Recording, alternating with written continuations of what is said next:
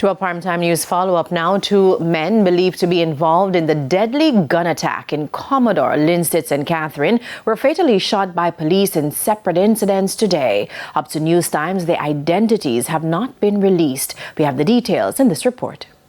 When Police Commissioner Dr. Kevin Blake addressed grieving residents after the deadly shooting in Commodore, he made one thing clear. We will leave no stone unturned as a JCF to ensure that these persons are brought to justice. The police have since intensified their search for suspects. Investigators were first led at Jewel's Estate Knollis Bog Walk, where a joint police-military team conducted an intelligence-led operation. The police say upon entering the premises, the team was reportedly confronted by a man armed with a rifle who pointed the weapon in the direction of the officers. The lawmen opened fire and the man was later pronounced dead. An M16 rifle along with a magazine and ammunition were seized.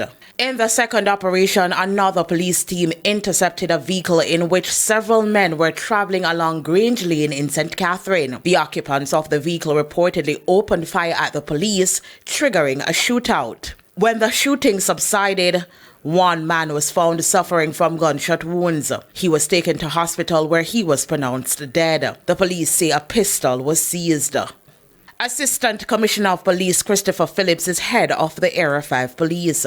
The investigations into what took place in Commodore is ongoing, and there are still information that I cannot divulge.